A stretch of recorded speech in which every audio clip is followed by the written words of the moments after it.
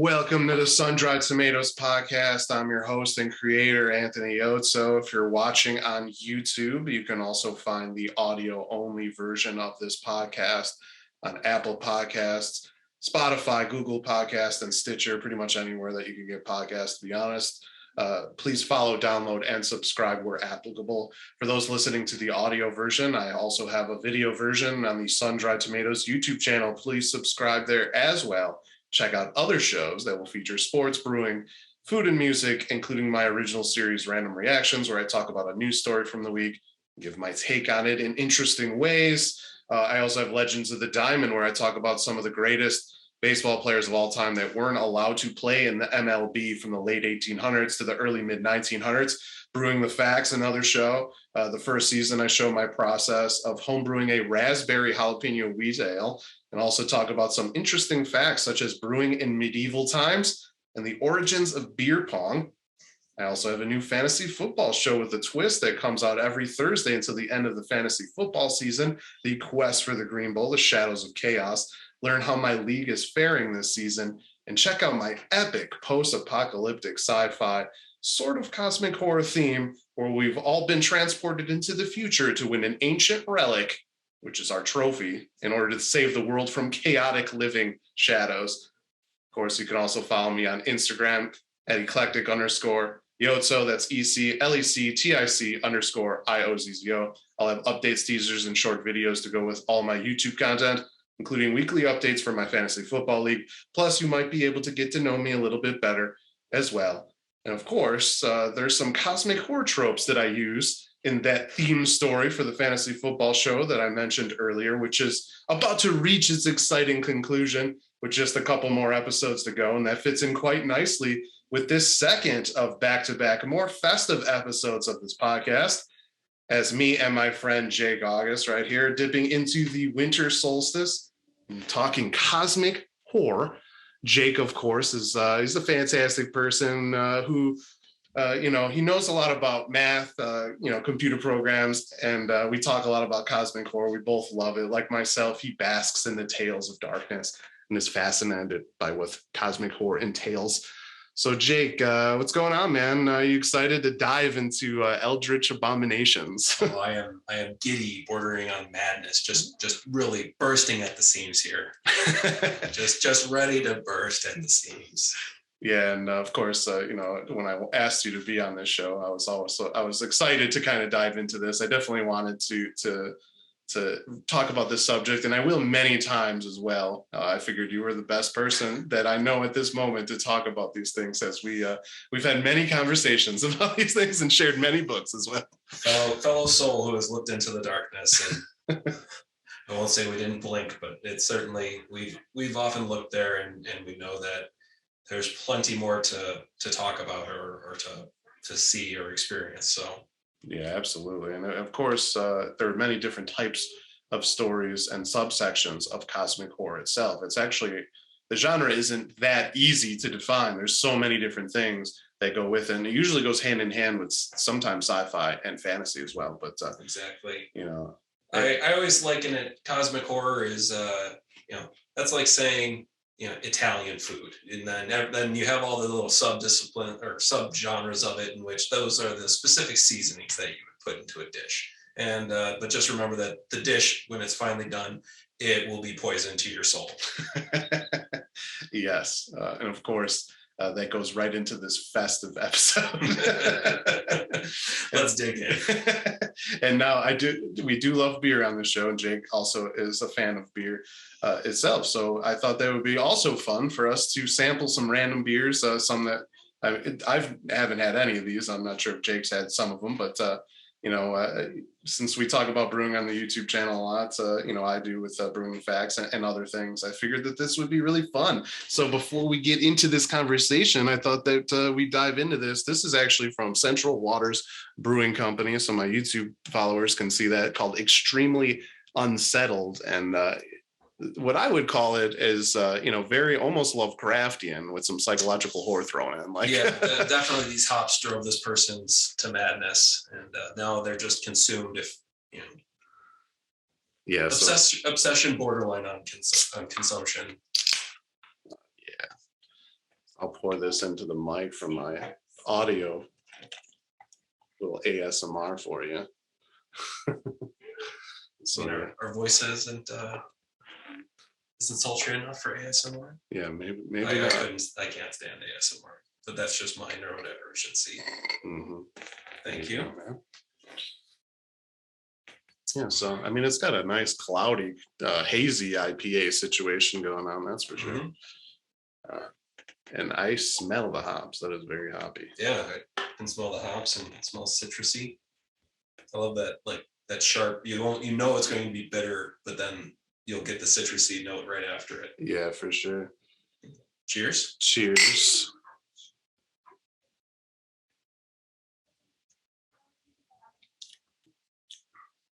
Oh, that's actually, I mean, definitely the fruit is there right away. It's actually not as bitter as I thought it was going to be. Yeah, no, it's definitely more mellow.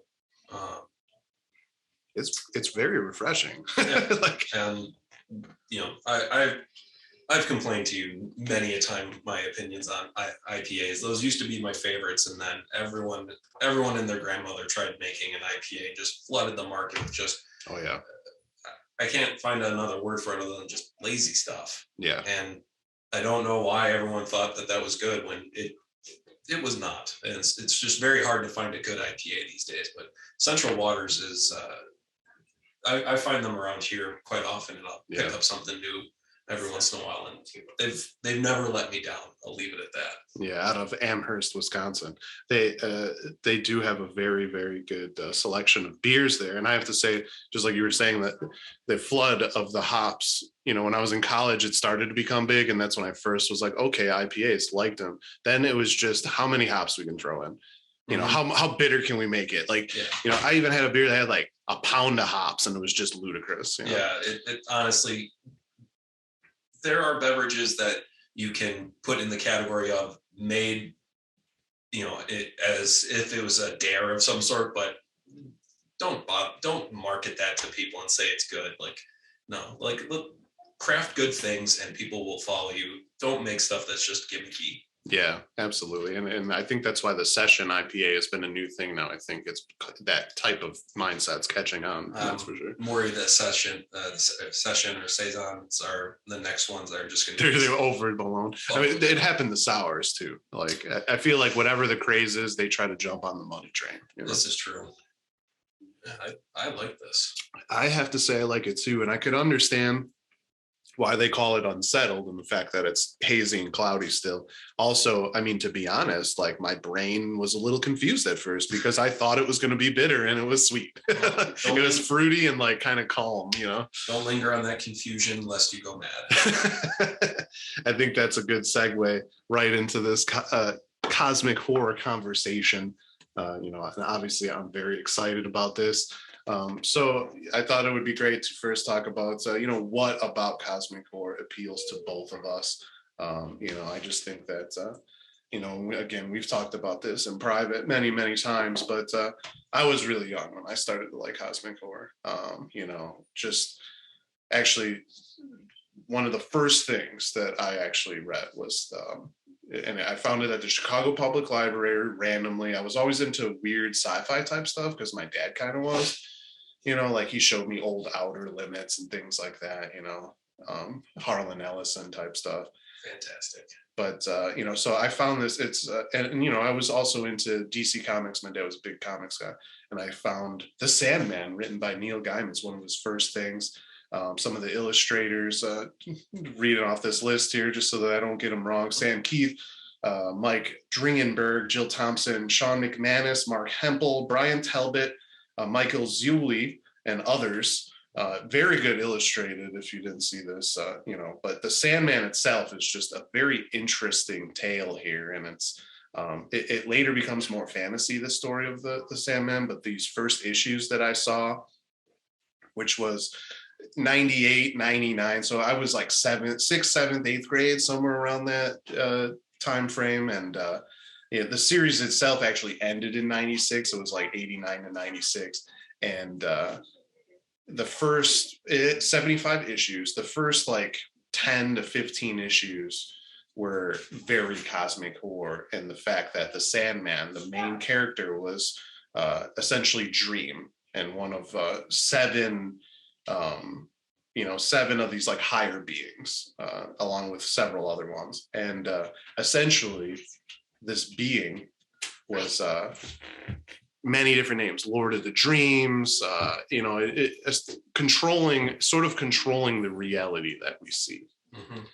And one of the cool things about this character itself was that the story begins where he's actually trapped by essentially a bunch of cultists. Like they did like just this ridiculous, occult ceremony and entrapped Dream and imprisoned him for like 70 years of like what we count during this time. And the way the book goes from this, or the comic series, is it's stories within this story, because everything exists in Dream's head.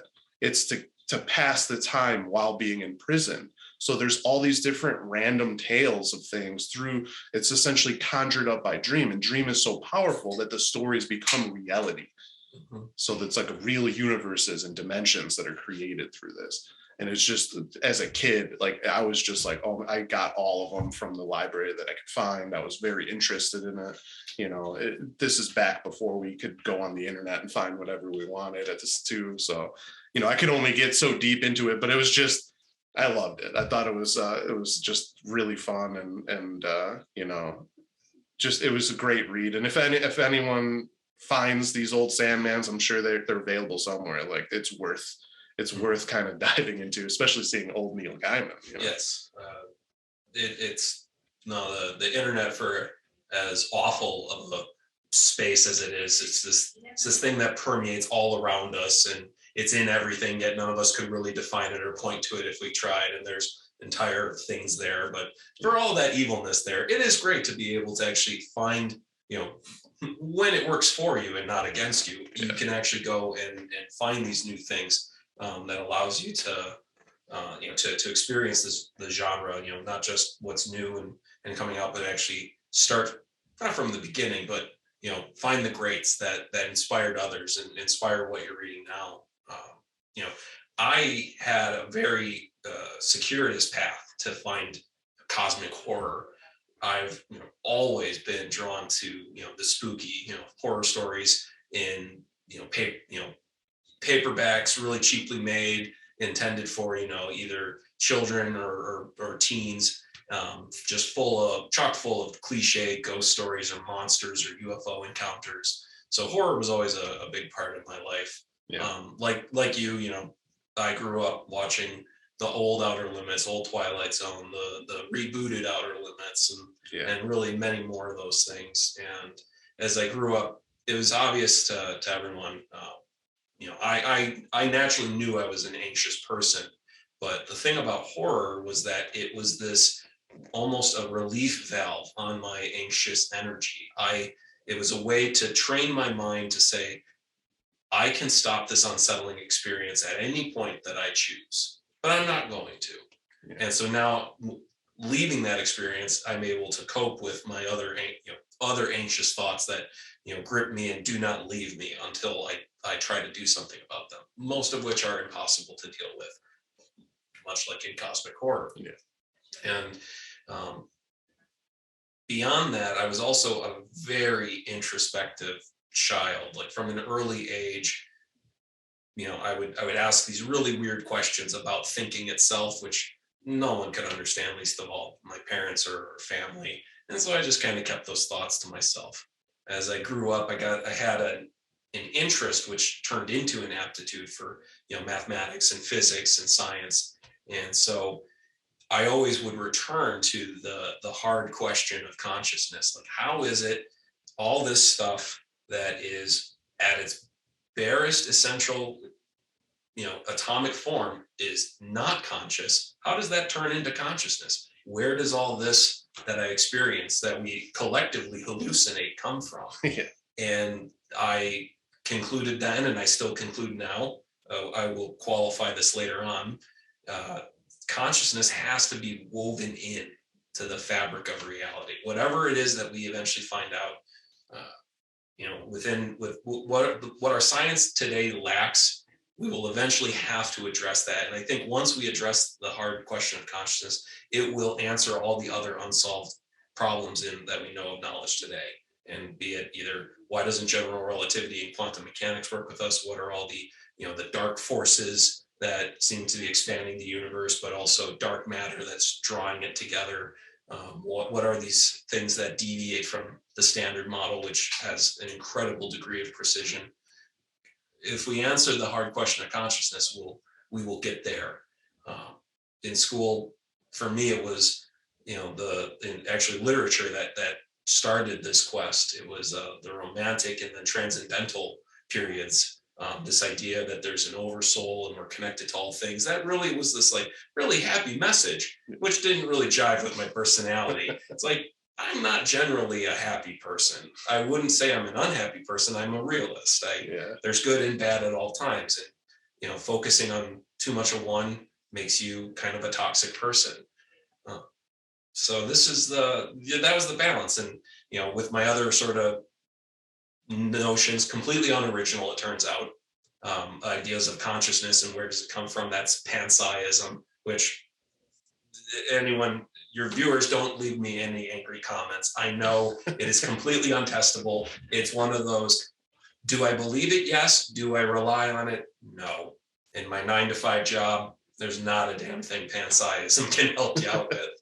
And so with that kind of as like a background, did I love lots of horror things that were cosmic in nature, Stuart Gordon's From Beyond, or I would argue Paul Anderson's Event Horizon, two of my favorite movies. In fact, there's not much of Stuart Gordon's that I don't love. Reanimator, Robot Jocks, I could point at those things and be like, I love these, and I couldn't quite put my finger on why I loved them. And only then was I introduced to cosmic horror, and now is my palate able to really discern, like, what kind of horror is this? Oh, I know this is this flavor. This is forbidden knowledge, or this is this is behind the veil kind of cosmic horror. This is the mind's poison. Those are the different flavors, and I can really just go, I'm in the mood for a mind poison tonight, and go pick that off my shelf. Yeah, absolutely. And I mean, and just like you're saying, going back to the Sandman, I mean, the whole concept of consciousness is throughout the entire beginning of the story. Dream, or the Lord of Dreams, or Morpheus. He's called many different things because of all these stories he comes up with. It's just such a fascinating thing to think, because no human can think. Can you stop your thoughts? No, you can't. And so you can't even comprehend death, really, because how do you ever know? You just can't ever stop thinking. So, even when you dream, you're dreaming. So when you go to sleep, and it kind of passes, and then you're up again thinking. So exactly, the subtle gradients between where we are now and what happens as you start removing bits of it, either mechanically, which is horrifying in its own sense. We're not talking body horror, we're just talking, there are horrifying things people have done to alter people's consciousness, but through chemical means or accidental means. It's a truly, when you start down that path and you start asking harder and harder questions about what it is to actually experience things, when you start to question, what is it about your perception? We know for a fact that we don't see everything, we don't hear everything, we don't experience everything. We only can see a narrow band of the electromagnetic spectrum. We can't feel the magnetic and electromagnetic fields that are permeating around us at all times. We can't sense all the neutrinos that are just flowing straight through us as if we weren't even there, coming from the sun. And we could really only comprehend 3 dimensions. So. And yeah, I mean, one could argue that, if I've got some stuff down here that argues there's more, those will wind up in a bin or maybe a little lending library. So I'm a little bit disillusioned at that prospect nowadays. I think a lot of it is math in search of problems. So a solution in search of problems. Oh, yeah. We don't need to go down there. That's another podcast. That's an entire other podcast. I mean, we're here to talk about cosmic horror. Yeah, damn, sure. We're going to talk about cosmic horror. Mm-hmm. And but anywho, again, when you start asking those hard questions about where does our perception end and what lies beyond it? It's something of a daunting, if not terrifying thought. And obviously we're functioning members of society, so it's not an all-consuming thought to us. Yes. As far as your viewers can see. Yeah, to some it is, and in cosmic horror, it always is. It always is. In cosmic horror, those are the thoughts that drive them down. Yeah. Oh yeah, and it's actually funny when you talked about how, at first you were just in search of these different things and you found them and they happened to be cosmic horror and you enjoyed them. And then later you were able to discern the different flavors, as you said. For it was kind of similar to me, to where I didn't necessarily define them as different, but now that I know what everything is and what all the different, flavors or tropes are, it's kind of funny to think the path that I took, because another early story was H.P. Lovecraft's The Color Out of Space that I looked at, and it's one of my favorite of all time Lovecraft stories. And honestly, I know it's got Nick Cage in it. Woefully underrated film. Oh, it's actually very, very good. It takes a lot to get under my skin, and that movie managed to use just enough, practical, special, and computer effects, visual effects. It managed to go right under my skin and just burrow in. And both my wife and I, while we were watching it, there was a particular bit in that movie where we're like, do we need to stop this right now? I am on that board. I am on the edge of that cliff. And no, I saw it through to the end, and it cannot recommend that enough. And the story itself that it comes from, it's sometimes hard to go back and really experience something so far out of our own contemporary presence. It's just how people thought and how people talked. It drives you out of it sometimes, but if you're able to really live in it. Yeah, and that's, the thing with Lovecraft, anyone that knows Lovecraft and either likes or hates Lovecraft, they always come back to, he's very, he's an old school writer. He's very verbose, and to be honest, sometimes his writing is kind of detailed to the point to where it almost becomes mind numbing. And some people would consider it to be dull at times until you get to the point, and that's the thing, is it's like, to me, that actually goes into it, because it's like that you're just like, okay, where's this going? And then it just keeps going down and down. And he really likes to build that, the madness. Obviously in Color Out of Space, the one guy's being interviewed and like explaining these things that have happened in the past, and so because you're getting it through that weird interview type of style, to me, as someone who's a journalist, it was just it appealed to me right away.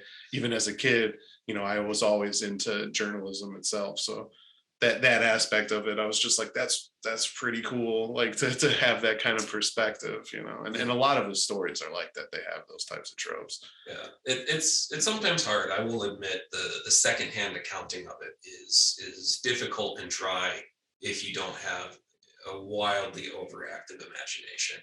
And even with my wildly overactive imagination, it can come off as just, again, we can just write this off as being madness or not. Yeah.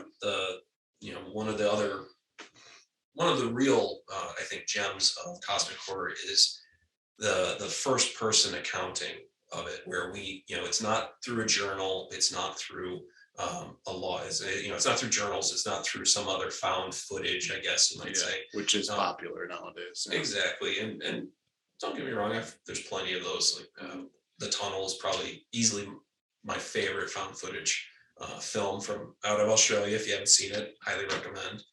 It's but when you are experiencing the journey of the main character, and now you yourself are experiencing those questions that they have, and when you finally come into it or out of it, and is this person going mad?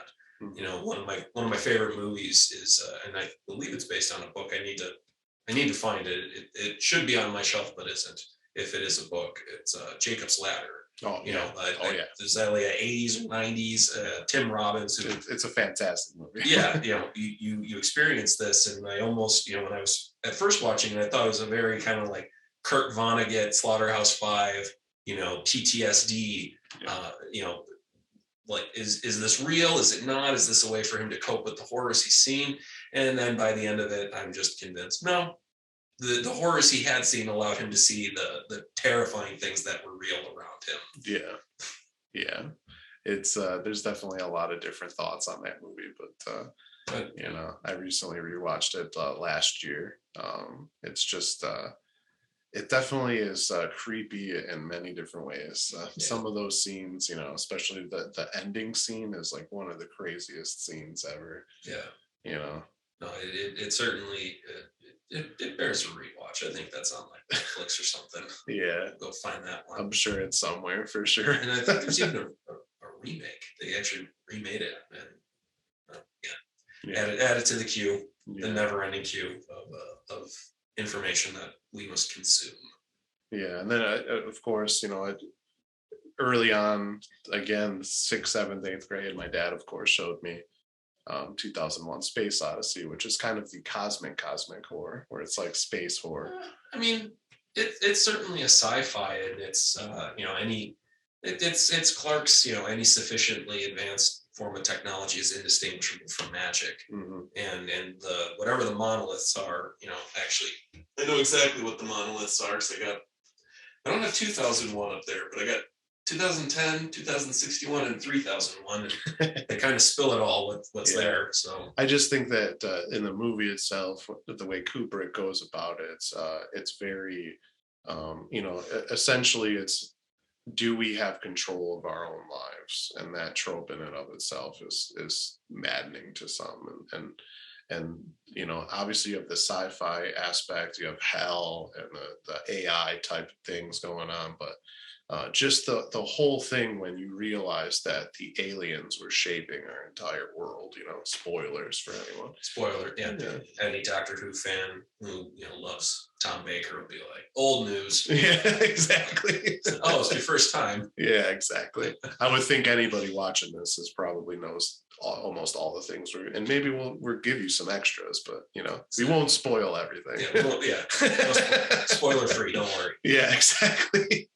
But I mean, it's funny to think back when we're young and we're getting into this too. Like, you know, there are a lot of things I got into when I was young that I either grew out of or just, it was one of those things where it was like, I just wasn't, it was, you know, as a kid, you're into a lot more things, you know, like professional wrestling, like. Yeah, no, there's something about youth and, you know, becoming an adult. I will say there's very few things I grew out of. I just managed to justify them. Yeah, as you have to justify them. Yeah, sure. You know, I just embraced the almighty weird at an early age, and I refuse to let go of it because it's the weird and unusual that really give life a lot of you know, it gives it the contrast. You know, there's something to be said about the normalcy and the you know, just the ordinary lives that we can live, but if you don't have a touch of the weirdness, just to kind of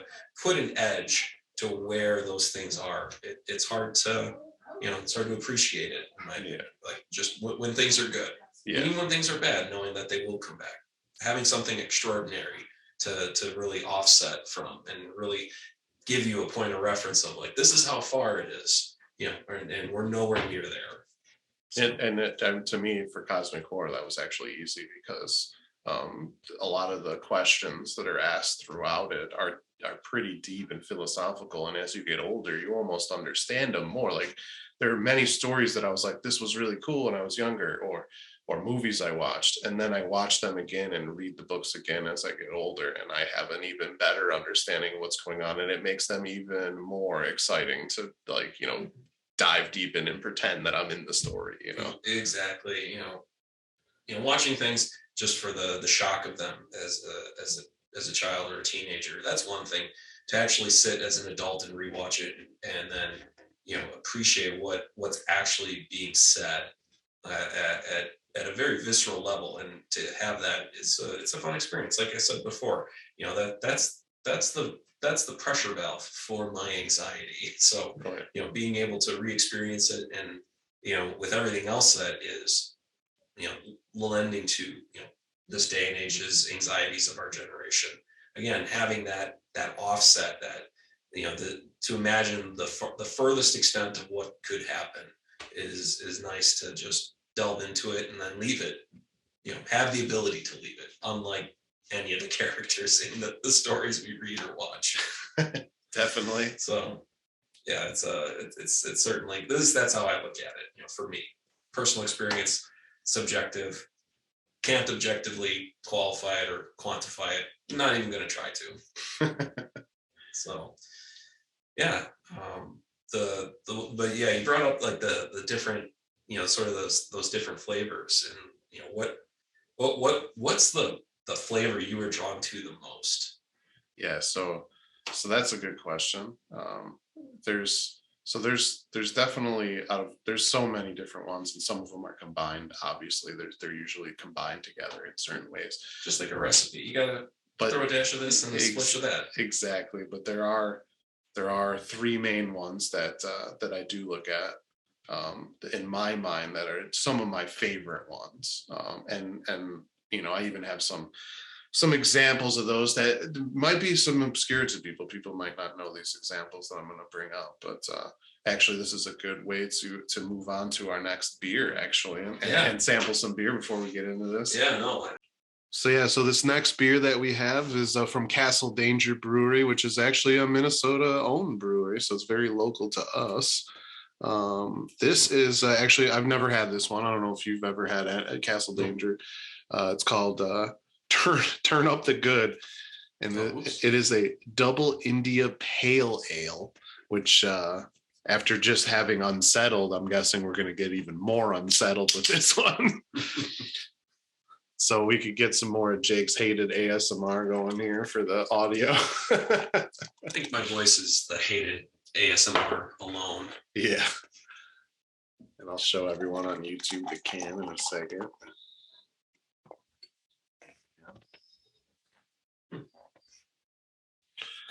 So here's the can itself, as you can see. Castle Danger, I've had a couple of their beers. They're actually pretty good. I'd recommend them. One of my random reactions episodes, I did a brain versus taste buds test to move teams on in the March Madness basketball tournament. And there were several Castle Dangers in there, and some of them made it far on my blind taste test. So I definitely must like them. So, there's actually not a lot of aroma for a pale ale, I have to say, for this one. And whereas Unsettled was opaque, this is certainly translucent. Oh yeah, they filtered this.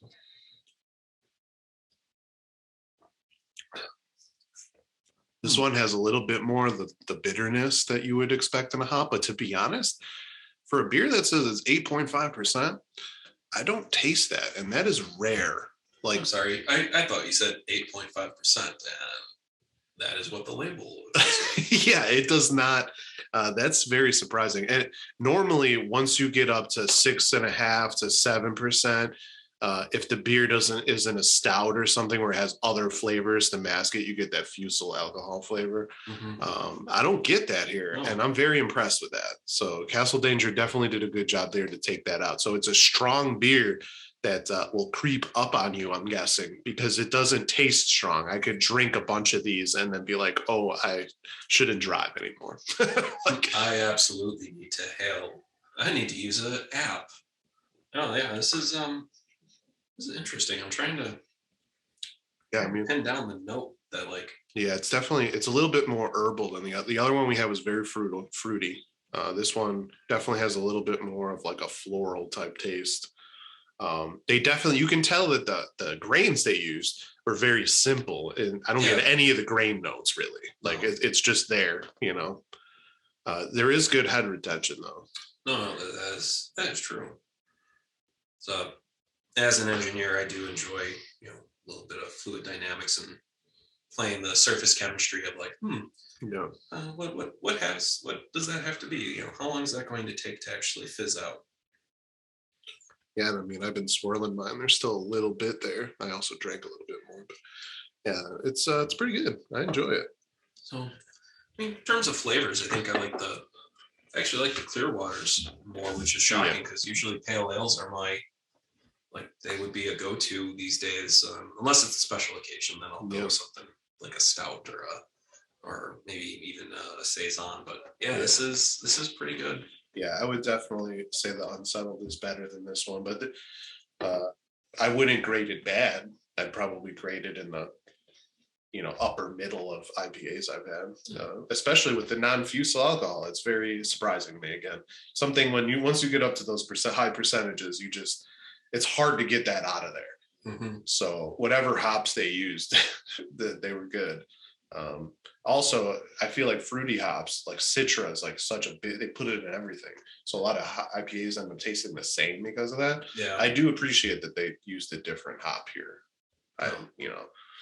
But continuing on with our cosmic horror, our minds have been blown with these two hoppy beers, as both times we were surprised by the end results. Yes, minds are being blown. Might not be the legal definition of what's happening, but yeah, exactly. But back to, we were talking about the flavors, the tropes, and Jake obviously asked me about them. So one of the ones that I really like, and it's kind of funny because you threw a little bit of shade at it, the apocalyptic log. But the thing about the apocalyptic log, it's like you're hearing this story through, a different type of means. So it's, it's for any Star Trek nerds, whenever you hear, one of the captains on the log, Kirk, Picard, and they're giving like a narration to the events that had happened, including how other people, and then they go into the story. That's technically that kind of a trope in a movie. Exposition. Yes. Reading a diary or a journal. Sometimes it's somebody else reading it. Sometimes it's somebody interviewing, and the fact that the person is recounting a tale that could still be considered apocalyptic log. And it usually has to do with crazy events going on. Call of Cthulhu, obviously, Dagon, Thing on the Doorstep, all Lovecraft stories that he uses it a lot, like we've said before. And again, there are exceptions to my feelings, and I will admit the only one that comes to mind right now. Gee, I wonder why that's the only one that's coming to mind right now. Supernatural instead of cosmic horror, but it's just extraordinarily well done, in my opinion. The Exorcism of Emily Rose, where rather than it being a log or a simple interview, we are now in the middle of this trial, and as we follow the lawyer who is defending the exorcist priest for what he had done, the lawyer herself starts experiencing strange supernatural events, and that's the kind of when it is sort of the apocalyptic log, or it is the interview, when it's the secondhand accounting, but then whatever it was that occurred, it slowly starts to possess or be start tracking after the person now being told it. That's when it gets very good, in my opinion. Yeah. Simply just reading it, again, we can write it off as madness, but when the madness comes to you, that's when it is really chef's kiss. Oh yeah. Delicious, in my opinion. So one of the ones that I want to recount into one of the reasons why I do like this genre, because like you said, when it's done really well, it almost transcends other things, because you get this weird secondary account.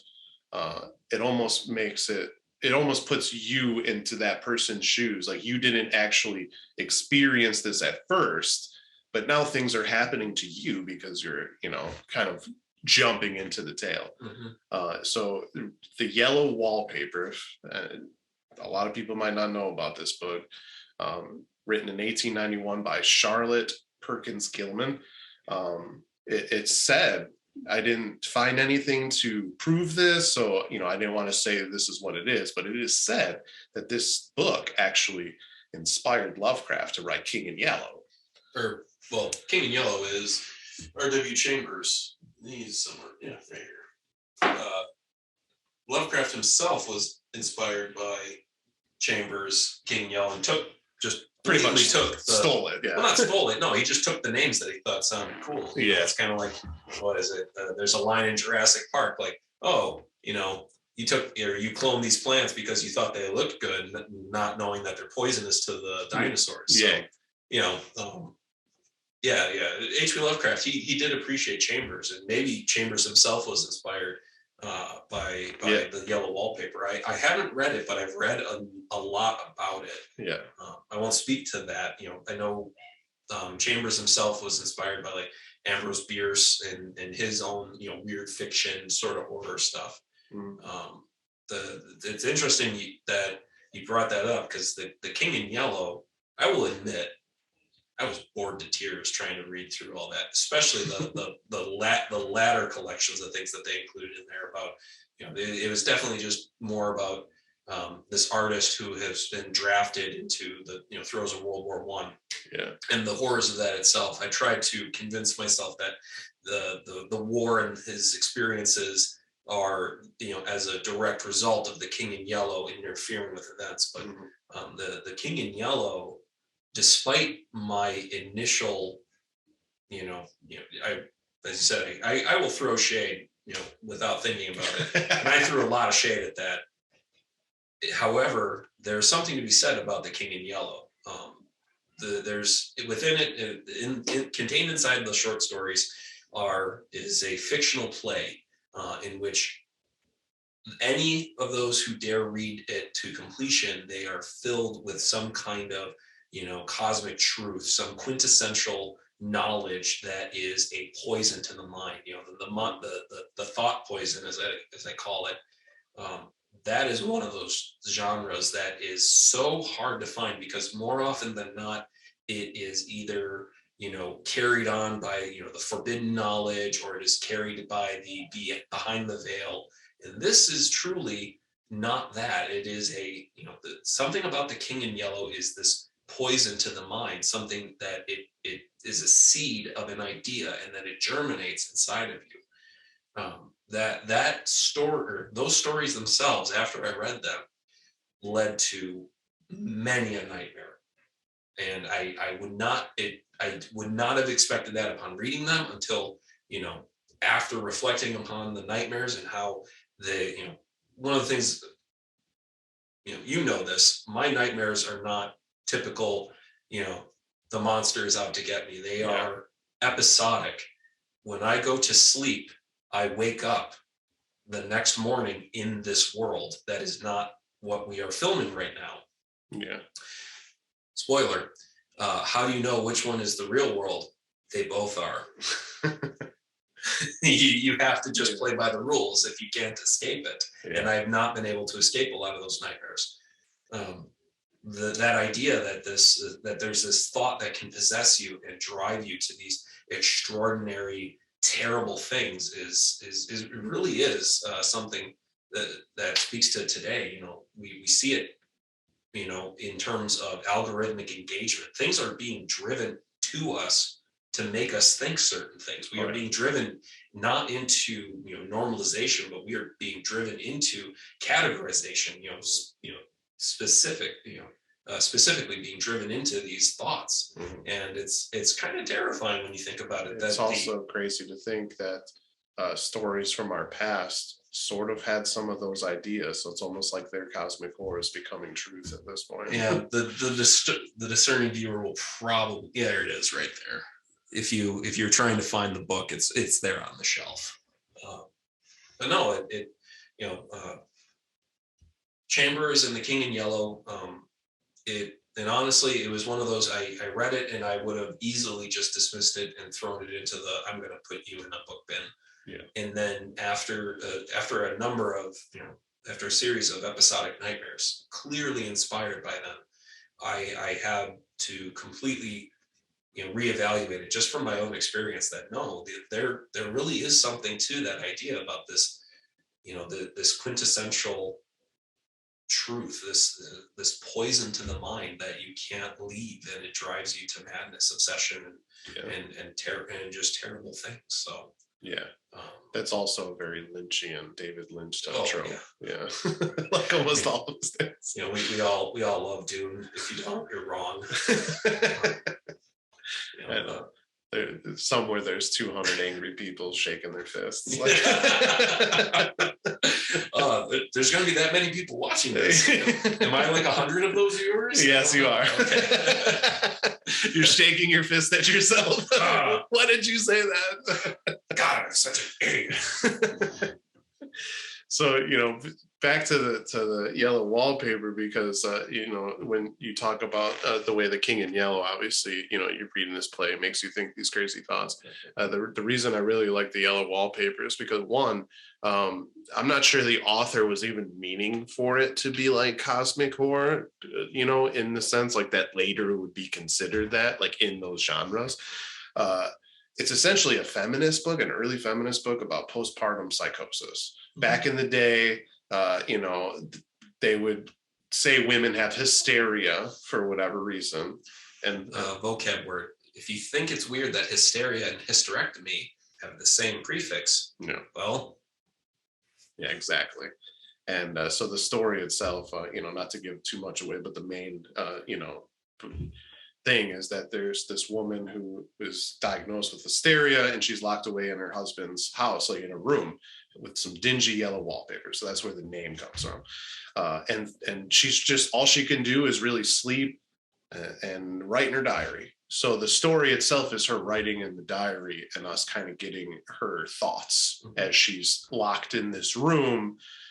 And through time, she starts to go crazy, as any of us would, being in this small room. So, she starts to see things in the wall, women trapped, like different images. And you kind of, throughout the entire story, you kind of go insane with her, because essentially you're seeing her slowly deteriorate mentally. And it's a very interesting read. 1800, so like it's not like some action-packed thing, there's a lot to read and maybe reread as you're reading it to kind of get it, but it is definitely it's something that when you do, like I said, when you do apocalyptic log right, when it's someone writing this diary of this like terrible fate that she's essentially given, she's a prisoner in this room. They say that she's got hysteria and obviously is never going to be cured, even though they say you're going to be cured if you're locked in this room. Just added it to my bookshop.org. Oh, yeah, so we're just gonna. It's just one of those things where when I read it, and then and I've liked many different apocalyptic logs, of course, but I think this one really personifies why it could be so good and why that trope is so good. Yeah, and honestly, that is my. Just you describing it right now, it's like, no, I'm going to buy this. And there's a version of it for $3 on bookshop.org, which is strange, but that is the kind of horror that I enjoy to read, because honestly, mental health PSA, madness can come to any of us. And the thing about insanity is that you don't know when you are insane. The worst feeling in the world, though, is to know your thoughts are not your own, but you cannot escape them at the moment. And truthfully, that's what this sounds like to me. Is she, locked in this room. We know that is literally the worst thing to possibly do to a human being, and especially to postpartum depression. So to do that to a mother right after giving birth, inhumane, barbaric. But of course, this is her mind, rebelling at that. So yeah, I'm gonna absolutely have to read that and experience this, experience the story firsthand, not just hearing your take on it. But no, that was very well. Like, I am definitely not, like, I have to read it now. I have to. Yeah, so I maybe I've inspired others to read it too. It's definitely worth it. It's pretty cool, and if you throw shade at the apocalyptic clock, maybe you won't as much anymore. No, I'm still going to give you crap about it, because I have to. You like it? Oh, you like that? you like that. I have two other ones that I really want to get into. My second one, of course, is one that you might be more inclined, as we've talked about it. Things humans just weren't meant to know or see. And how that in and of itself can drive us mad, because we're not supposed to see these things. We can't comprehend them. Obviously it could be ideas or artifacts, aliens, interdimensional type things, eldritch abomination. It could be so many things that cause these reactions in this trope. But to be honest, I don't know if you ever saw the anime Full Metal Alchemist, but they have one where seeing the truth makes you go insane on this one like concept that they're looking at. So there's like an entire part where it's like, can you do this? And the main character isn't even able to do it, and actually has to be like brought back to life by somebody, like, because it's anime, weird, crazy things are going on. Yeah, anime definitely skirts the either it's really good or it's just skirting the what in the absolute are you talking about? I censored myself. He didn't have to silence me, but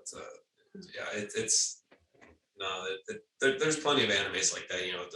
The artifacts that are just beyond our comprehension or beyond our control, and it either drive us or things are drawn to it is the thing. Like when the universe decides, there you are.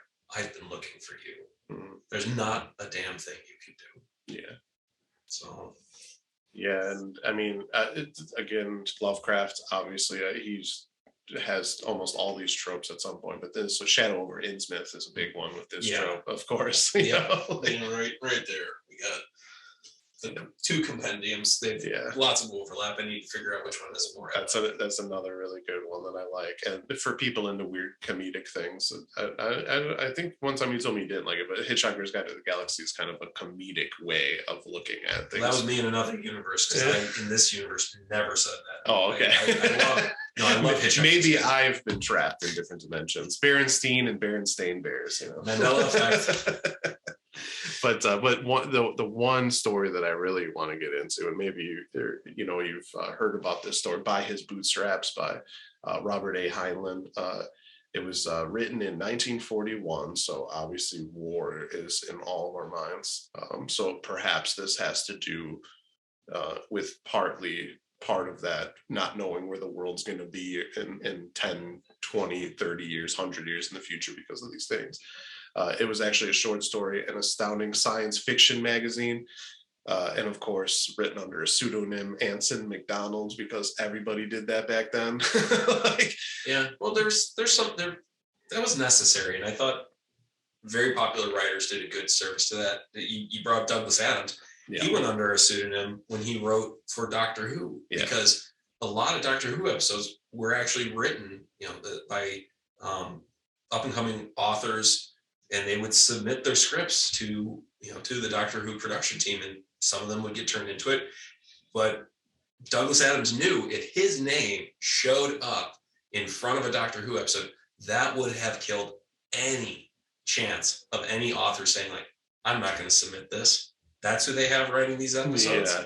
So no, that makes sense. Yeah, it works really well. And honestly, I wouldn't be surprised for Heinlein, at least, if they actually asked them, can we write this under a pseudonym? The checks are still coming to you. Yeah, exactly. And again, the magazine inside, I kind of miss these. They don't really exist as much anymore because of the way mediums are now. But it was essentially just anybody can submit short stories, and if they like them, they'd feature them in these magazines. And if you're into sci-fi or cosmic or anything, that you would just subscribe to these and get them mailed to your house, and maybe. Yeah. Or the ones I find now, it's like, there's this short story I really want to own. And then I go and look it up, and it's like in a compendium that costs like $88 on eBay. And it's like, okay, well, to hell with eBay. Yeah. And then try to find it elsewhere. And it's like, oh, this thing cost $80 when it came out. What? Yeah. How? Yeah. Like, I get your like 500 pages, but seriously, still. Yeah. It's pretty crazy. This story in itself, time travel paradoxes, and obviously into Doctor Who, it's just nothing but paradoxes. But like in this particular story, I thought it was really cool because you have a 20th century traveler. He's essentially writing he's trying to finish his graduate thesis in his room, and he ends up there's a gate that opens up in his room, and somebody comes in to his room that essentially calls themselves a different name, but is kind of similar, and says, you know, like, come check this place out in the future. And then a third person comes in, and like there's like a big fight. And the character in the beginning that just saw this portal open up is pushed into the future, and he meets somebody named Dictor.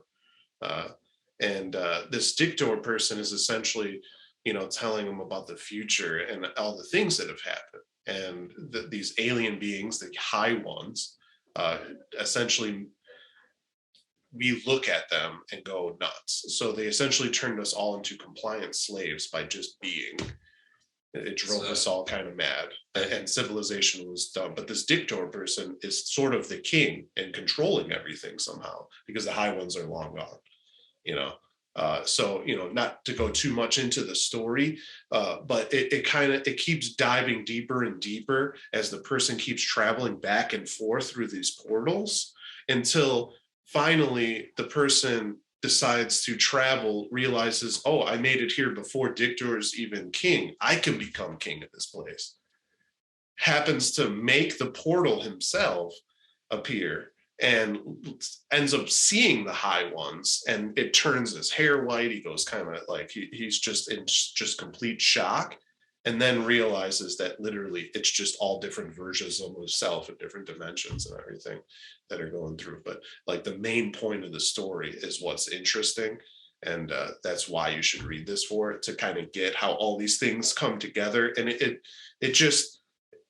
it almost comes into, not only are these high ones things that like cause us to go nuts because we can't comprehend what they are, but traveling back and forth through time and seeing ourselves at different points in time also is something we can't comprehend. And even just the life unlived is kind of a horror in and of itself. I've had many a nightmare series of entirely, you know,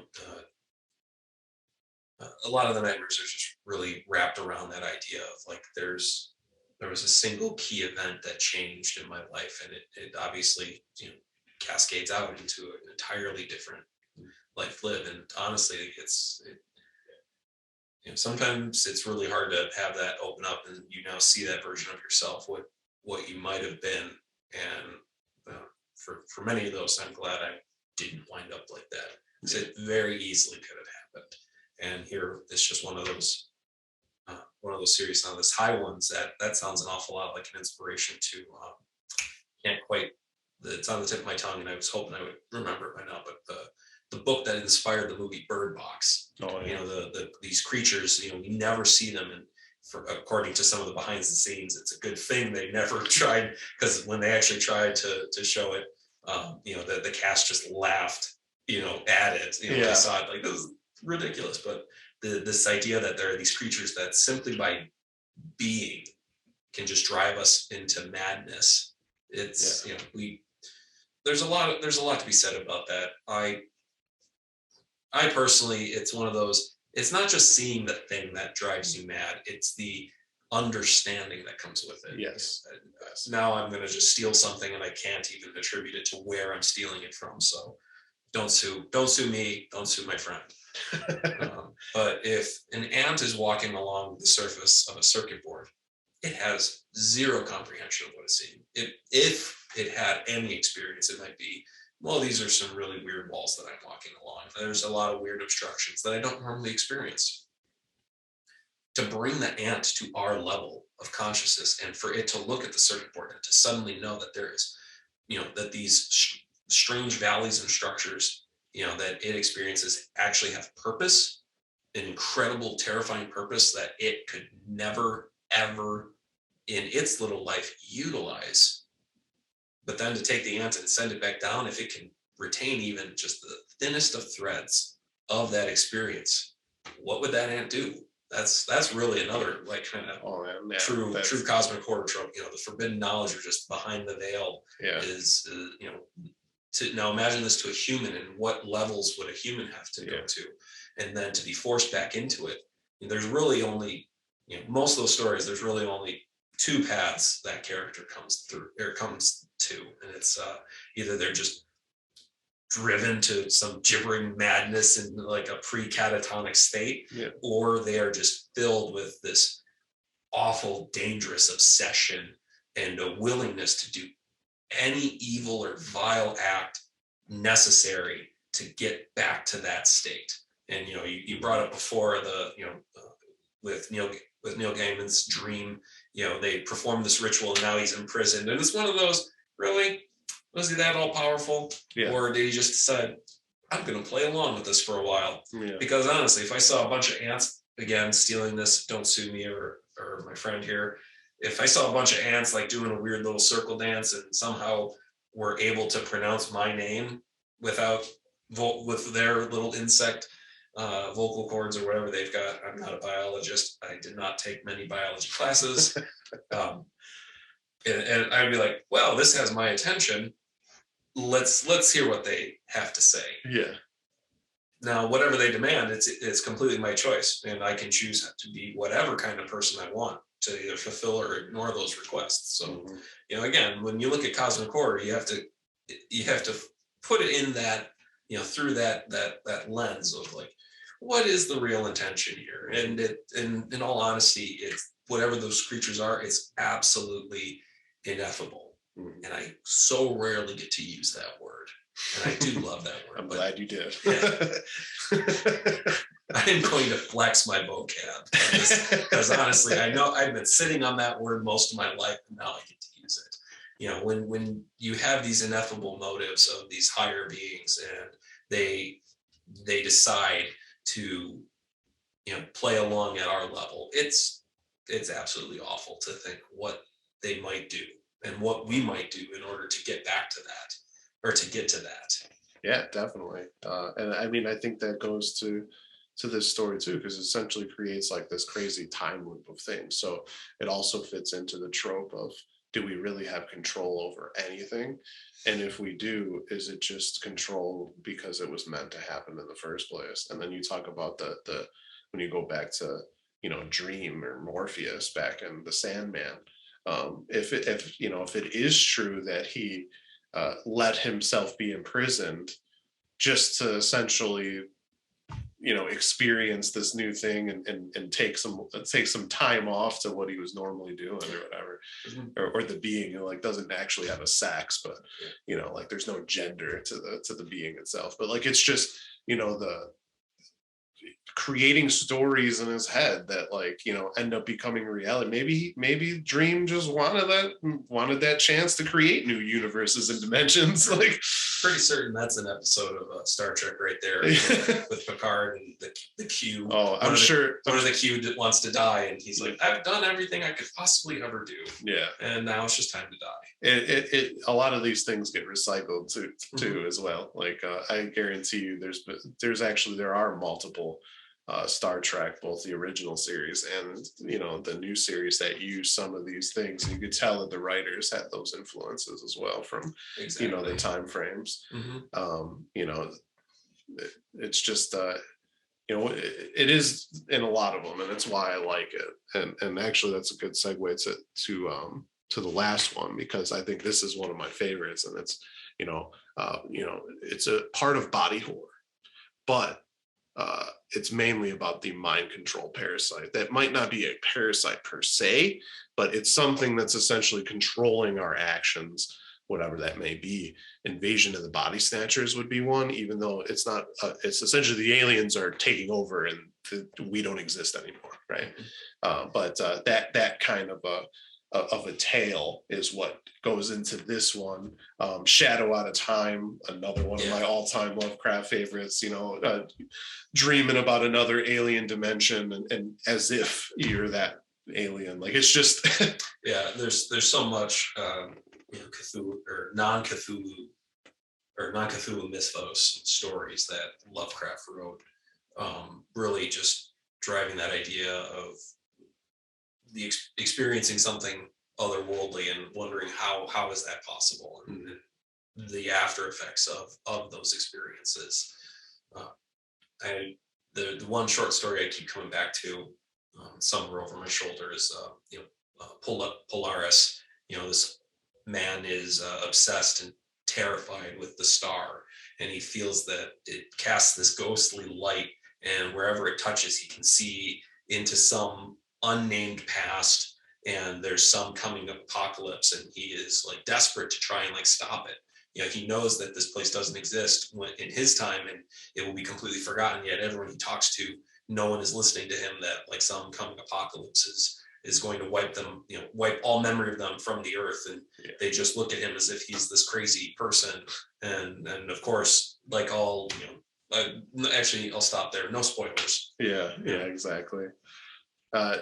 For me, Tommyknockers by Stephen King, the book, the movie, a lot of Stephen King things translated into film aren't all that great. Some are good, but not all of them. Mm-hmm. A lot of them are TV kind of nonsense, to be honest. But there's one high point, The Mist. The Mist is one of them. That's the bar for me for Stephen King. Anything that I can't think of anything above. The Outsider was good. That was a serial, but The Mist, everything. It's just one of those. Apparently, Stephen King did not like the Tim Curry as well. Like, he was a little upset. That's why he wanted the new one to be made, I guess. That's interesting. Yeah.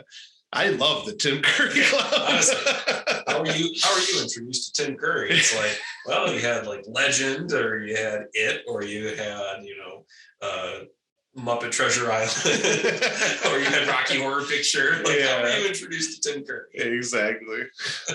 But in Tommyknockers, I don't know if you know the concept, but a spaceship is found by a young woman, Bobby Anderson, with an I, Bobby with an I. Jim Gardner helps her unearth it as they're digging it up. He actually is like a suicidal writer, like that is just like the only reason he doesn't commit suicide is because he notices something's wrong in Bobby as she tells him that she found this weird, craft that she's digging up. And essentially what happens is, almost like body snatchers in and of itself, the more that the thing is dug up, people in the town start to essentially turn into these new alien creatures that were like from this spaceship. So it's like emanating some sort of an energy. Yeah, that one was that was an interesting one. I mean, the made for TV movie or whatever it was. Yeah, you could just imagine the special effects when the movie came out. It's really bad. They aired it on USA an awful lot. I do remember that. But and then that is an important thing where it's like we dig up the knowledge we dig up something with knowledge that we're not meant to know. And or Lovecraft had at the Mountains of Madness, very much like that. At the Mountains of Madness, I read too long ago, and B, I just was probably not mature enough to really appreciate it.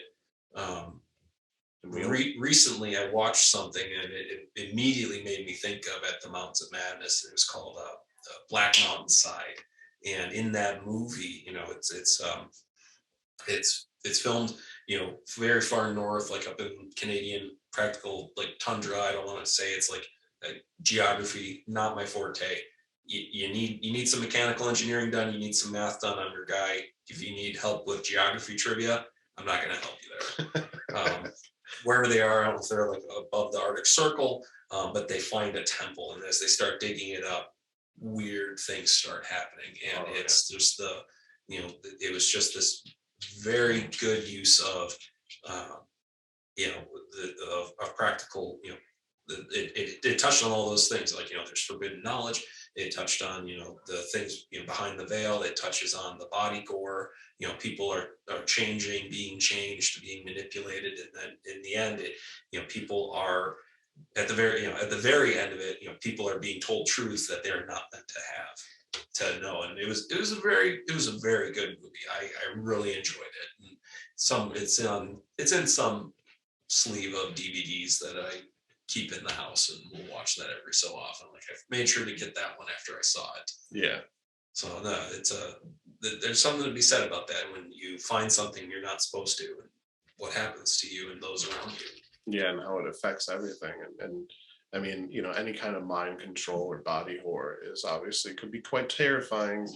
And it doesn't even have to be turning into some crazy gory monster. It could just be a simple transformation. I mean, in Body Snatchers, everyone looked the same. Mm-hmm. They just acted weird and different. And, back to, again, my favorite flavor of the mind poison. There was this thing that this thought experiment that caught my attention. And there's plenty of things that are wrong with the logic behind it and the philosophy behind it. It was really just academics arguing at each other. But the thought experiment was labeled as Rocco's basilisk. Right. And the idea goes like this: in sometime in the near future, and artificially sentient intelligence will be created, and it will decide that everyone who thought of its existence but did not help it come online will be punished. So now all of you listeners out there, you all are now going to get punished if you don't help bring this machine online. Because now this is a thought that this is like the barest essence of a poisonous thought. If you do not help bring this thing online, and online it will come, you will be punished for not having done anything for it. So what happens to people now? Like, do we work to ensure that it can never come online, only to find ourselves that we are at the top of the list of those that are going to be punished? And to think that we could even hide from such a thing. The name itself, the basilisk, in folklore, it has a gaze that when it looks upon you, it can kill you. Very reminiscent of the Gorgons and Medusa. The gaze that turns you to stone. The basilisk that can kill you. Yeah. There's a basilisk in Harry Potter, right? There is, I believe. Yeah. Second one, I think. Yeah, not a fan. Yeah. Didn't like them when I was young. I will eventually read them before my son reads them, but whatever. Yeah. That idea, this basilisk, this idea that once it comes across you, you are now poisoned. You are now driven to either one extreme or the other. There is no in between. Yeah. And that right there, when I read that, I was just captivated and really inspired. And then, of course, some other things happened in the world.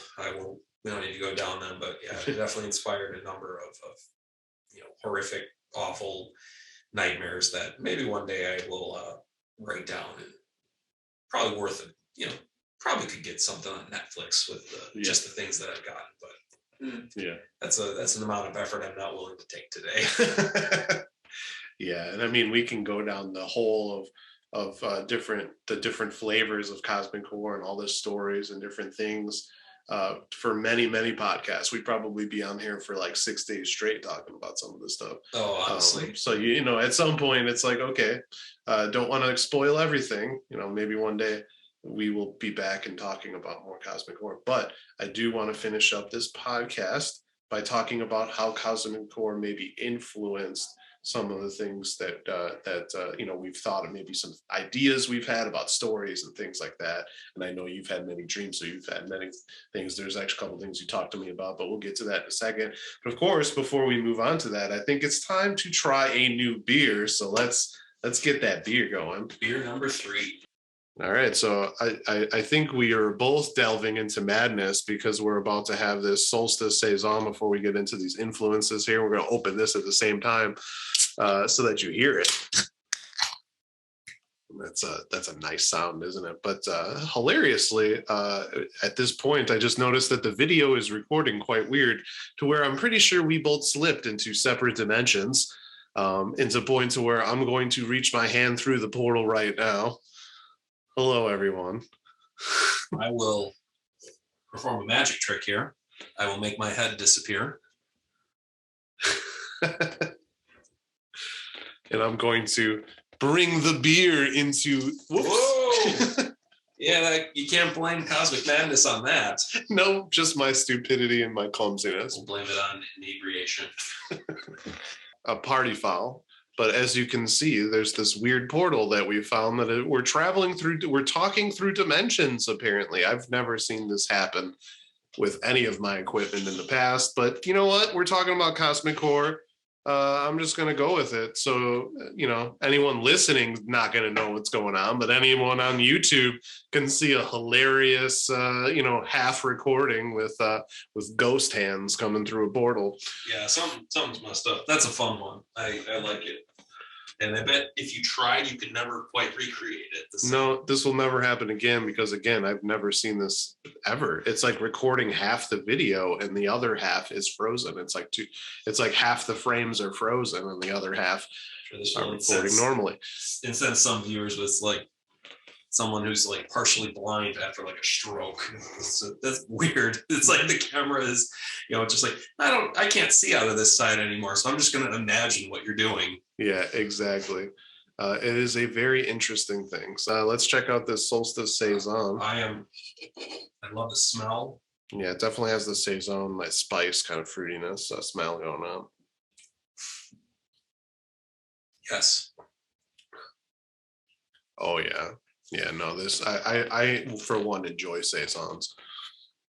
It's it's kind of a lighter beer too, like this one in and of itself, and of course it's from Danger Brewery, and I'm pretty sure as we've been recording that this is the half video and the portal that is created happened recently in the video because I remember the last time I showed you guys a beer that it wasn't doing this. So I don't know when this happened, but anyway, the Solstice Saison in and of itself from Castle Danger, which was the same as the other beer. It's mellow, but you definitely get the kind of fruitiness and the spiciness that it has. What if the portal is actually like blocked all the sound waves from your voice to cam mic, so you're like not even there? Are we even sure anyone but me can see you? Are you sure you're not just a figment of my imagination? That could be possible. Yeah. Am I drinking your beers? Does that count towards my BAC? Yeah. So this is, maybe it's a portal where this is, I'm coming through with this beer, but maybe it's actually just you. It's just that other, that third arm from that dimension. As we were talking about Buys Bootstraps, that's kind of funny. Like, I think I've gone mad by the high ones at this point.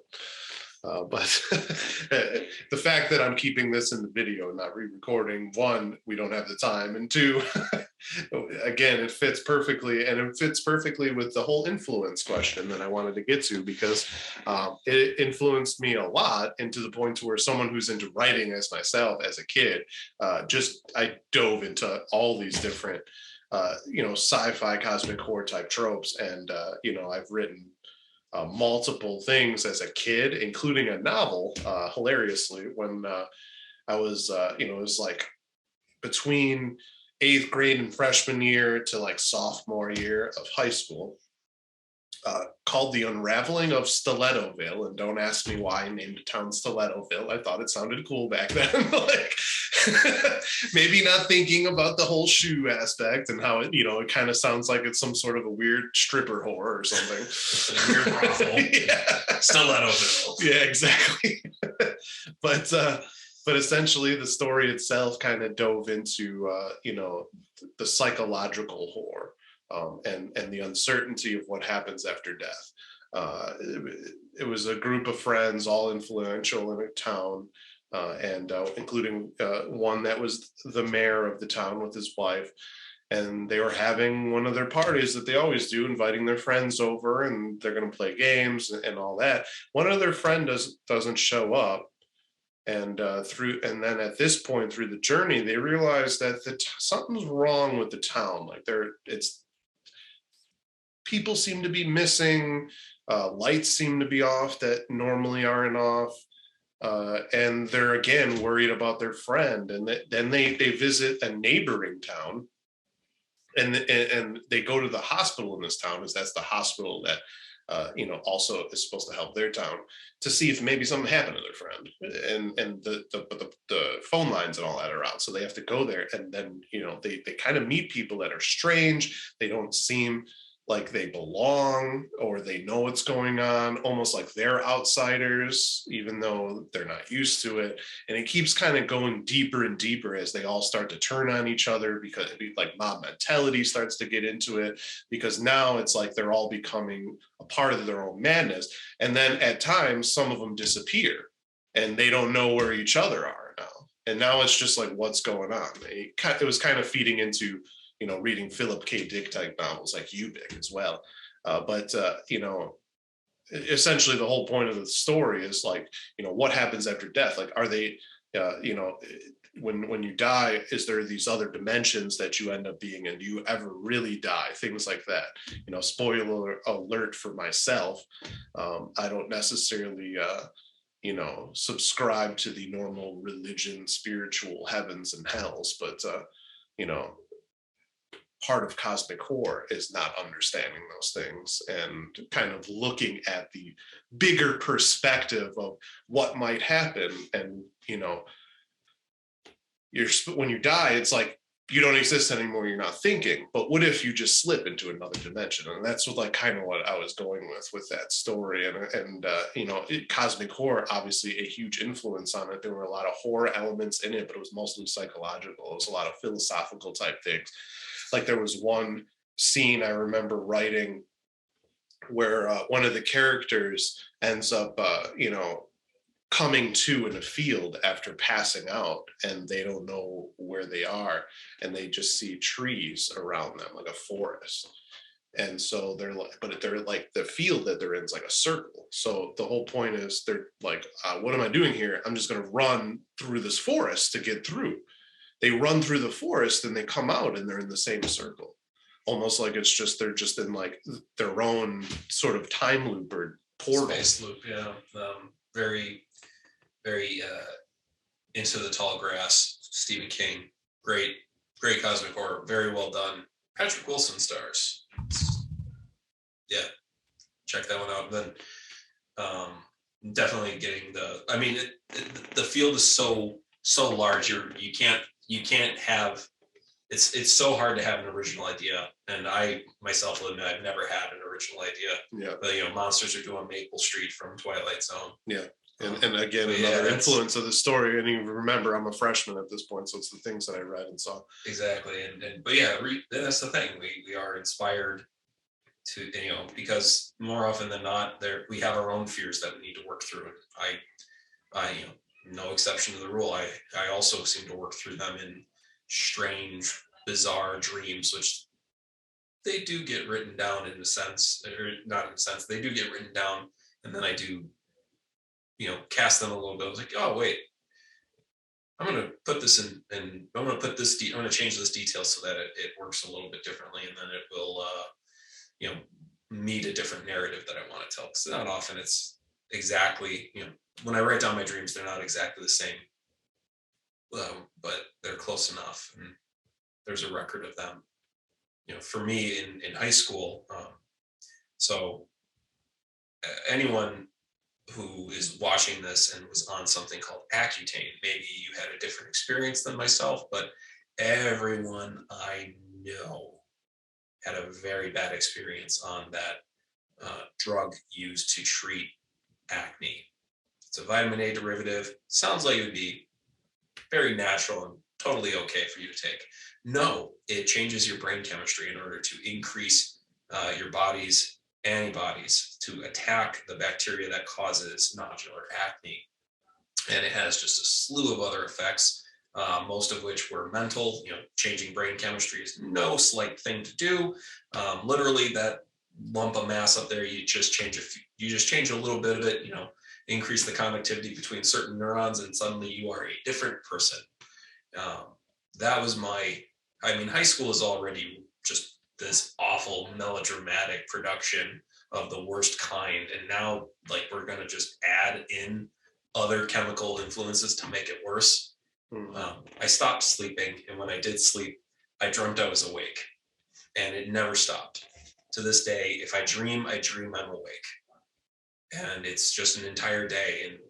And one of the scariest stories, which I'll just abbreviate, was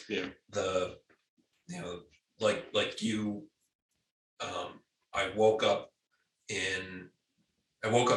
having crashed my car into a ditch, and that's just that, becoming aware of awareness, and just looking around, just disoriented, not knowing where I was or why I was there. That was the entire first part of the dream. And then the second night, I come to the next day and I'm in a hospital and my friends are there and they're trying to be very supportive, but just in my own disoriented state, something is wrong. And I can't quite put my finger on it. And throughout all of those dreams, it was, again, this sense of a life unlived. And in those dreams, I never took my mother's maiden name. I actually took my grandmother's maiden name. And now, so now this is an entire different life and it was one of those details that it didn't make sense to me until finally I saw it. And I was like, wait a minute, this is how I got to that point. Looking through those memories, this is how I wound up where I was. Yeah. And through the dreams, I began to grow very suspicious of my 4 friends who were trying to help me through my recovery. And in this world, I was trying to, get back my job. I was a researcher, a physicist who was working in like high energy physics and, but in my spare time, working on lots of crazy stuff, because even in that world, you're not going to get rid of the fact that I am just a huge nerd and lover of science fiction. So warp drives and time travel, of course, I'm going to just throw just some god-awful equations at a blackboard and see what sticks. Mm-hmm. And but there was something off about my friends.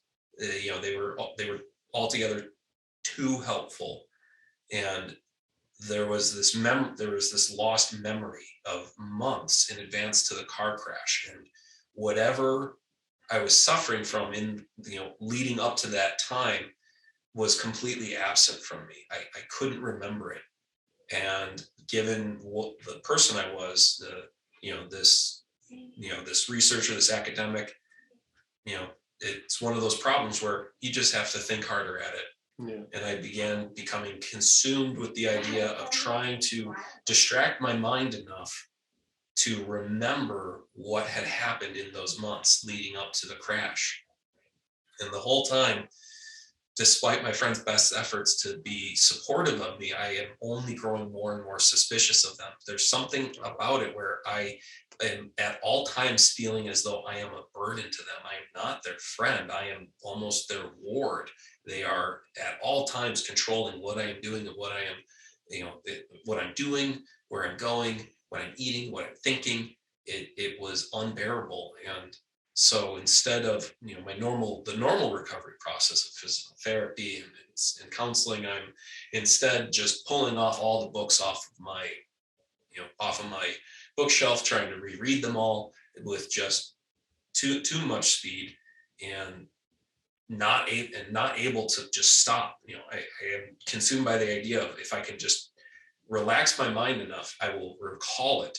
But of course, now the very act of this, the obsession of it, is going to prevent that. But this whole time throughout the dream, there was something that I wasn't telling anyone. It was that my own reflection was no longer mine. Yeah. There was something wrong with it as well. It no longer followed my movements. It was looking at me through the mirror, and it knew what I had forgotten. And so throughout it, and in the dream itself, there were 4 books that I had put aside, like, I'll get to those later. And I had 4 friends who were, to this day, still very dear to me. And that's when the patterns started to form, and all of these other symmetries were being aligned, and the number 4 began cropping up everywhere. And this is definitely one of those, the forbidden knowledge. Yeah. Where whatever I had learned, my friends made sure I would forget it.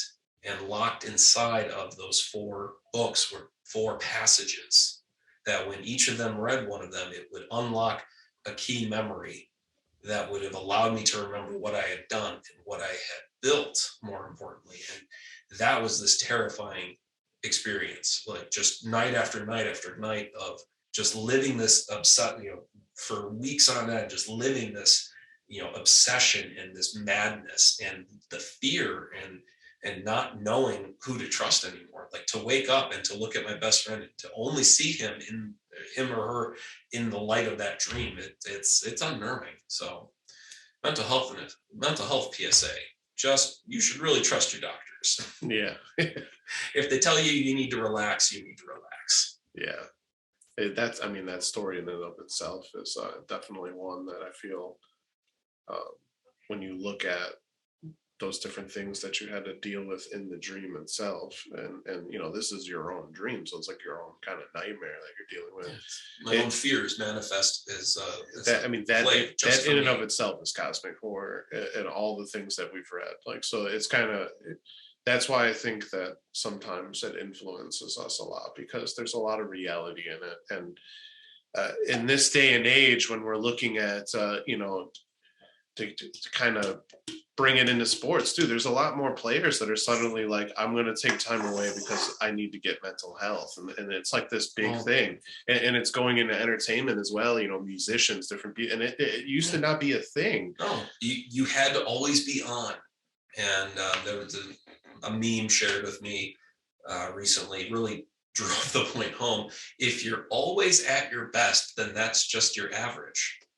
And so you can't always be at your best. And like these players, these professionals, they always have to be at their best, and it is incredibly draining. I think like Ryan Reynolds recently announced he was going to take a break from film, which was actually unfortunate, because I just finished reading Project Hail Mary, and a different Ryan is going to be playing him in the movie, Ryan Gosling. But there's a particular line in Andy Weir's Project Hail Mary. And the moment I read it, I could only read it in Ryan Reynolds' voice. So the whole book is narrated with Ryan Reynolds now. So I'm really sad to read that, or to find out that Ryan Gosling, nothing against him, but I just, I giggled an awful lot just imagining Ryan Reynolds reading this entire book in my head. So, but go back to it, it's incredibly difficult for a lot of these people, and we don't appreciate it because, well, they're just paid such exuberant amounts of money, and like they should just deal with it. It's like, no, you can't deal with it.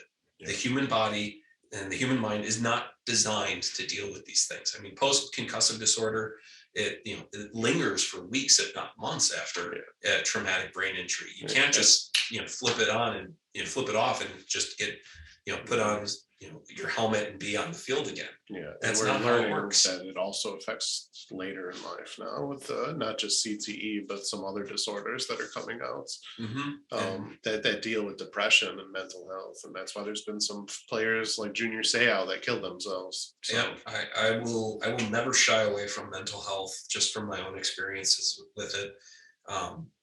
Any one of my friends who knows me, they know I will. I am not ashamed or abashed at all by discussing these things, because honestly, there's this small gray lump of matter that literally defines everything about you. You are nothing more than a mind. Everything else is your appendage. Mm-hmm. And if you can't trust that first part of it, well, what else can you possibly hope to accomplish? So, sorry. Derailed the idea of going to the different professions and such like that, but sorry. So still though, that's important, and that kind of goes through it too, is sometimes sort of facing the fears and different things through media help us in real life as well, because no matter how much we dive into these things, that it's just a film or just a book, but at the same time, sometimes we face our fears by escaping them, by seeing the same thing, or by imagining an even greater fear, which honestly is also not terribly healthy. But I think again, patently stealing someone without attribution. Most dystopian fiction is just taking terrible things that are already happening to underprivileged people and applying it to the privileged. So I get it, and it's and I don't get it. I try to. I want to understand it so that I can ensure that it never happens to anyone else again. Yeah. That's really what all this is about. Again, cosmic horror for me has always made me just question what it was that was valuable and focus on that instead of the things that I imagine. Yeah. I can always imagine something scarier, and the real the scariest thing is just making sure that I'm here for the things that are real. Yeah. Knowing what is real and what is not real. Yeah, definitely. And, kind of for myself too, like kind of going back to another story that I wrote, which kind of deals with us as humans, maybe not understanding, going too deep. That forbidden knowledge, I guess, is one of the tropes it would be. But this is one of my space stories that I came up with, and it was called The Cannibalistic Mind of the New Civilization. And it actually became a semifinalist in the 62nd World Science Fiction convention. It was called Noreascon because there's been 4 of them. It was in Boston. It's been in Boston 4 times, and every time it's there, they call it Noreascon. So this was Noreascon 4. And I was a semifinalist. If I was a finalist, I would have literally got flown out to Boston, a hotel, like all these things. I would have been featured on their thing. But there were still only 27 other semifinalists. So I don't know. It was a world thing. So the fact that I was a semifinalist, I'm always... No, that's awesome. I how have I not... All the time I've known you, I've never heard this. I mean, I probably not brought it up. No, I brought up... Gosh, how many times have I brought up my garbage nonsense dreams, and you never once told me you were a semifinalist with something you wrote? Like, come on, like, hell, I thought I was the one who wrote just an ungodly amount of weird fiction because, again, I had 2 lives to live every time I went to sleep. So I just wrote it, I just put it down in a journal, and then blew the minds of all the other, teenagers in high school who wouldn't dare dream of those dark spaces that are butted up against them. So what's funny about it too is it actually started as it was like a school thing for a creative writing class I was in, but it was just essentially it was the first like part of it was written for this project, but then within that our teacher was like, oh, there's this convention, so if anybody wants to finish it and write a full short story, that's amazing, submit it, go ahead and we could get this done. So I finished the story after the initial part that I got graded on, whatever. And essentially the intro part that begins it is it's like kind of our present day, and there's a secret government program. They've essentially discovered how to travel about the speed of light. So like we can go discover these galaxies, and they send out kind of a reconnaissance ship to go out and look for things. And we get the mind of the people on this ship and like the couple of characters that are on it. Well, they're in this one solar system, and they find this planet that looks to be a planet that could be habitable. So they're like, oh, like we're going to check this out. Well, it turns out that the gravity is so great on this planet that they get too close, and it brings the ship into it, and essentially it crashes. Well, those are some terrible astronavigators. Yeah, come on. They exactly on that a while from far away. Yeah, they didn't get the readings, I guess, but like, so they didn't look. But again, it is our time, so maybe they're not as good as we think they are. Anyway, hundreds of years pass in the future, and this is a forgotten program. Pretty much, it was so secret that it never was mentioned. No one even knew it existed. These people just disappeared. So it's just nothing that happens. Now we're so far in the future that essentially the entire Earth is now one. It's united as one. There's an Earth president, and they've actually gone out to the stars, and we've populated other solar systems and planets. But the one sector that the original ship went is one that we never went. And they decide we're going to send out our first ship here and get our first colony here. And it's like this big celebration, and everyone that's ready to go and be like the first settlement, they're super excited. So of course they go, and later, since no one's going to it's not like this is online or anything. I don't care about finishing the story, but essentially the people are going to, they go and again, come in contact with this gravity and are just pulled to the planet and crash, but they survive. And they come out and they're just like, what's going on? Well, they end up meeting the old characters because even though it's been hundreds of years in the future, they essentially, the planet itself creates this kind of a crazy evolution, and they've almost became hive minds on this planet. And the whole thing is that they've essentially become like energy cannibals. So like, and the whole thing is, so Colin Robinson's. Yes, Colin Robinson's. But it's a different kind of a thing, because essentially the whole point of it is that there's like a big part at the end that I have where I brought in the color of the pilot's eyes so that you know it's the pilot, because at first you don't know who this is. You think it's just a creature on this planet, and maybe you would like kind of get the foreshadowing and everything. But I brought the eye color in so that everyone knew, like, oh, it's the pilot. But essentially he goes into the thing of, don't you, like, he doesn't even consider himself human anymore. Like, don't you humans understand that, like, the things that you do without actually having the knowledge and like the overall understanding, you just do it to do it without like having any worry about what it means to do it. And it sickens me, and I feel this in you. And essentially the whole thing is like, you're dooming yourselves, humans, because now we have your ship and we can repair it, and we're gonna go. And the ignorance of humanity knows no bounds, and there's no dearth of examples of that in modern day life. I don't need to go into that. That's a different podcast. Yeah.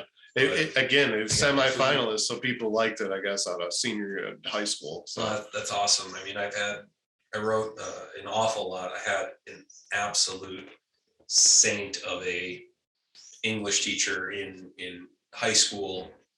I couldn't write a linear paper to save my life, and if it doesn't come through in this video, most of my brain is a very abstract, nebulous, bubble word map of just things at all times, and it's just spinning around in lots of different directions. Got a little equation here, the 4-dimensional algebra of quaternions. So my brain works in very weird ways. I should say weird, it just works in non-standard ways to most people. So but anyways, my English teacher, I think he just felt bad for me, so he gave me a lot of extra credit for him. I wrote, we had to write just 10 pages of our musings on literature and just how it affected us, and I would write at least 40 to 80 pages each week, mostly just what it was about literature and what it inspired me, and then what I was inspired to write, from it. And so I wrote just an absolute mind dumping of different short stories, and every week we would be allowed to talk about what we were thinking about or what was interesting to us, and every week I would just share my nonsense the weird fiction I would come up with, and every week everyone would just talk to me about it afterwards. So I knew I was actually reaching them. It wasn't just, I wasn't being humored, which is the worst feeling in the world.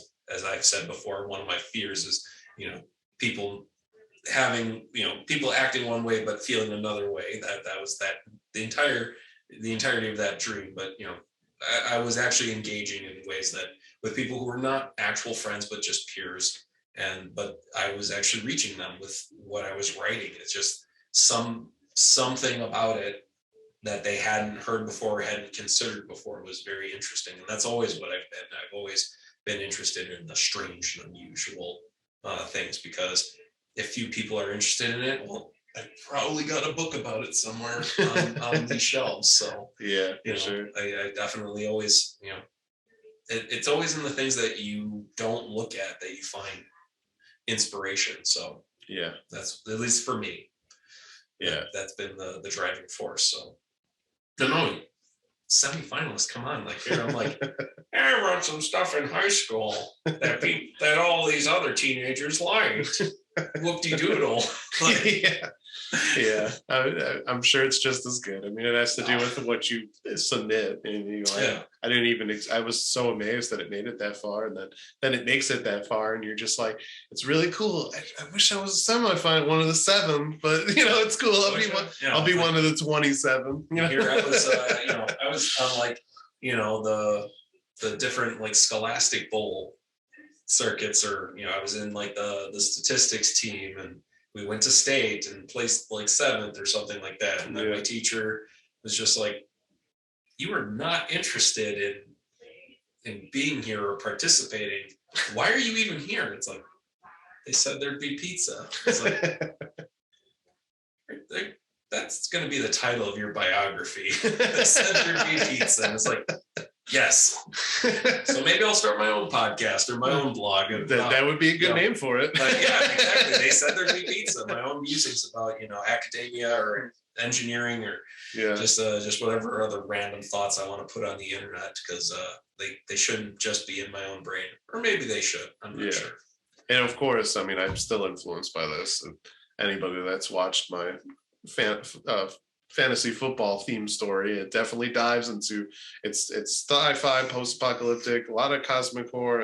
I call it slightly cosmic horror because obviously I have the comedy of fantasy football in there, and there's some jokes strewn throughout, but the main cosmic horror part I really wanted to make kind of freaky. So, in its own way, just dealing with fantasy football. But I always use cosmic horror when I can, and anything, play Arkham Horror with friends when I can as well. So I'm just, it's definitely been something that was awesome. And that's why I wanted to do this podcast, why I wanted to talk to you, because I know you're the same way. Honestly, super stoked that you would consider me, because it's one of those, like, I've only just, not recently, I mean, this was post-college, but that was a while ago, that it finally dawned on me that this is the thing that I've always been drawn to. It was equal parts it was simultaneously the best parts of my outlooks on life, but also the worst parts of my fears in one. And for me, it's always about the balance of, it's always about the balance. Too much positivity or too much negativity, and you're just a toxic creature to be around. And if you're not looking at things as a realist, or realism is subjective, I suppose, but I always try to take in all those viewpoints. Like your character, you humans sicken me by not understanding the full implications of your decisions. And honestly, though, as an engineer, I am consumed with those thoughts. They're when you actually look at how all the things are connected from one point to another, it really is mind-numbing, if not, it's awesome and terrifying. The amount of the connectivity from one start to another, pulling at any thread.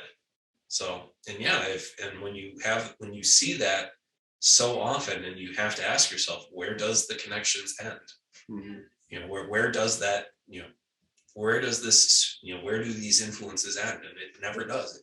It's constantly, re-engaging and reintegrating and reconnecting, and, beyond everything else. And that's all that there is. So it's a little daunting when you have that realization. It's like, this decision I make, if I don't decide when to stop thinking about it, I will never stop thinking about it. Yeah, absolutely. And that's why I wanted you to be on this, because I knew you'd have some cool things to say about it, just like myself. So then it's not just opinions. So then it's just it's not just the ramblings of me, it's the ramblings of both of us. Yeah, it's our drunken ramblings. Well, I mean, I know you. I had fun doing this as well. Hopefully, we could do this again in the future. We still have lots of cosmic horror to get to. Oh gosh, I'll have to move all of the horror section into the center instead of the far. Well, it'd be stage left. So stage left. I hope everyone listening obviously had as much fun as us. Maybe you had a few beers yourself, because we enjoyed the ones we tried. If you hadn't tried those, you should definitely give them a try. Castle Danger and Central Waters, two very good breweries, I have to say. No, it's Castle Danger, Solstice, Saison, and the Central Waters were certainly my favorites. I love the Unsettled. Yeah, the Unsettled was really good. Definitely a good segue into cosmic horror as well. On the YouTube version, please feel free to comment with your favorite cosmic horror stories, or if you have any originals or yourself ideas, things like that. I think that'd be fun to have. Or just tell me where I stole all of the things I said. Also comment about this hilarious portal that we've created. Maybe it's a time slip. Maybe I'm 3 seconds in the past. Yeah, or maybe he is just a figment of my own imagination. Who knows? Everyone on the audio is like, what is happening? Anyone listening on the audio should definitely check out the YouTube version because it's pretty funny. I don't even know when this happened in the video until I get to the edits, and we'll see what happens. Yeah, we definitely took a minute, and I saw this, and I was like, hey, your GoPro's doing a thing, right? Yeah, that's we were so into our conversation I did not notice it. But anyway, thanks to every single person that's been listening and supporting the SunDried Tomatoes podcast and the YouTube channel as well. Thanks to everyone who subscribed and downloaded the podcast, and those who have subscribed to the YouTube channel. This wouldn't be possible with all of your support, and I really do appreciate it. Thanks again for Jake to join me on this slightly interdimensional adventure through cosmic war that we've had, which is pretty funny because, again, the portal. Yeah. I hope you see it out there in the dark internet. Like, honestly, this is just hilarious from our point of view. Yeah, I don't even understand how this happens, to be honest. Seriously, like it's just it's a glitch of all glitches. This is the blind spot that every human being has, only now it's in digital form. Like, honestly, we didn't evolve the camera to have a blind spot. What happened? Yeah, it's pretty insane.